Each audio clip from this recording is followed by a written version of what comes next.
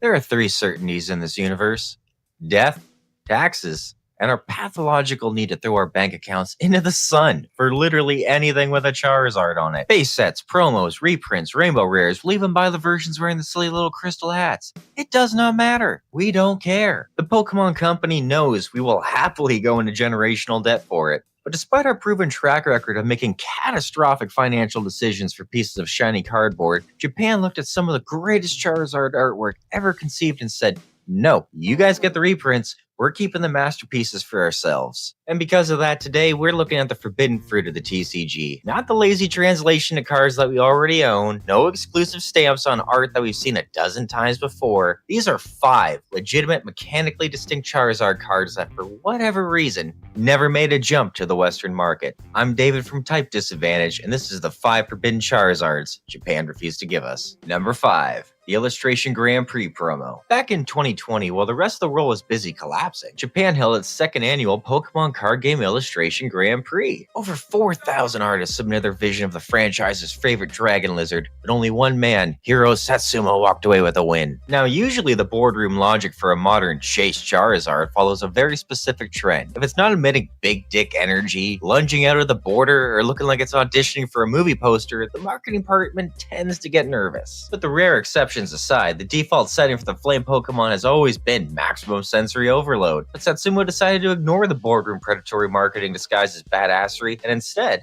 he gave us a more grounded, naturalistic Apex Predator that looks more like a National Geographic photo rather than a heavy metal album cover. But in 2024, China secured its own version of the card as a tournament promo. For the English market, still nothing. Overall though, it's a strange localized gap in the catalog, just leaving Western collectors with no choice but to look towards the import market if they want to own this specific piece of TCG history. Number 4. Lance's Charizard. Released all the way back in July 19th of 2001 by Media Factory, the Pokemon Versus expansion is effectively a parallel universe of TCG history. Ironically, this is the first Japanese set to feature the coveted first edition stamp. However, an unlimited print run was never even produced, meaning that in the Versus series, first edition isn't merely a rarity, it's the standard. On top of that, it introduced the set numbering system, it debuted the burn status condition, and it gave us TMs that actually felt like their video game counterparts. But the real genius of this set was the aesthetic cohesion. The Pokemon Company assigned a single dedicated illustrator to handle the entire roster for each trainer.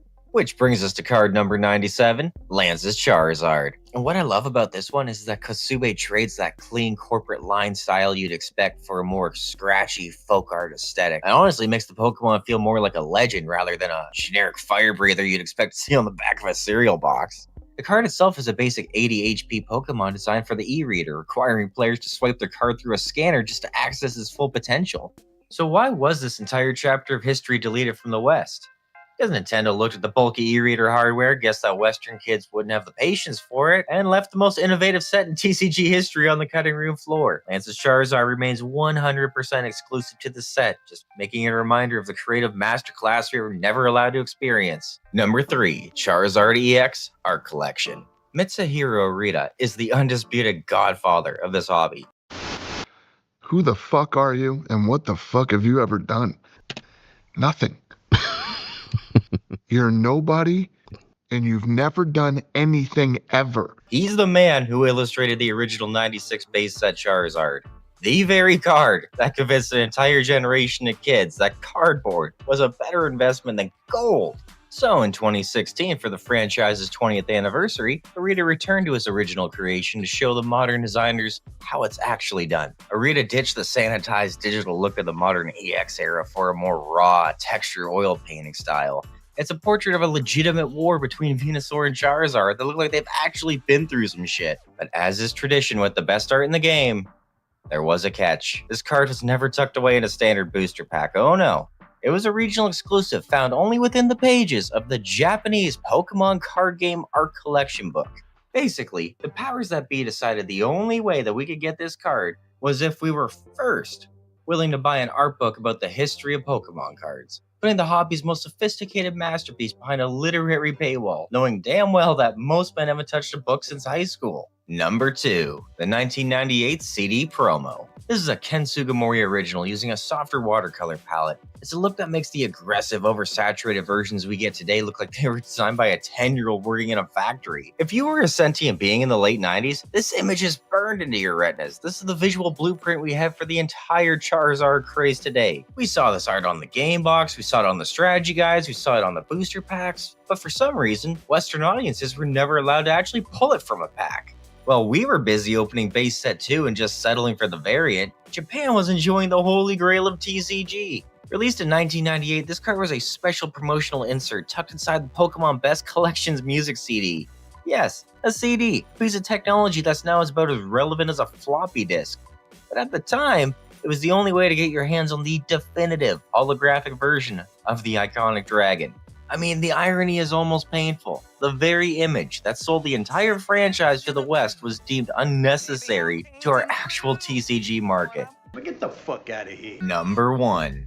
The Neo Premium File 2 Charizard. This to me is the ultimate slap in the face to the English market. This was released in Japan on July 8th, 2000, and this card was never something you could pull from a booster pack either. Instead, it was sold as part of a 9-card promotional folder called Neo Premium File 2. These folders were initially sold in Japanese movie theaters to commemorate the premiere of the third movie, Spell of the Unknown. But if you look closely at the Japanese text on the card, assuming you can read kanji, you'll notice something incredibly interesting about its gameplay mechanics. This is essentially a carbon copy of the original. Despite it being a brand new Neo-era promo, its stats are identical to the original 96 base set Charizard. It features 120 HP, the energy burn power, and the iconic fire spin attack that deals 100 damage. So you're telling me when Wizards of the Coast brought Neo Discovery over to the West, they looked at this gorgeous, movie-exclusive masterpiece, and they decided that we'd be perfectly happy pulling our 5th unknown out of a booster pack instead? Yeah, they completely scrubbed this from the English release, guys. Entei got the incredible foil treatment instead, but Japan kept the actual prize. It is the ultimate piece of withheld nostalgia and the undisputed king of the Forbidden Charizards for that reason. And there you have it. 5 times the Pokemon Company looked at us white people and decided that we just simply could not be trusted with the good stuff. If you enjoyed this video, or if you just like watching grown men slowly lose their grips on reality over vintage cardboard, do me a favor and hit the like button. And make sure you're subscribed to the channel if you want to see more videos like this. It only takes 2 seconds and it's entirely free, which is a hell of a lot less than I can say about anything we just talked about. And let me know in the comments down below which of these snubs hurt the most, or if there's another Japanese exclusive that keeps you up at night. I'm David from Type Disadvantage. Stop throwing your bank accounts into the sun, and I will see you in the next one.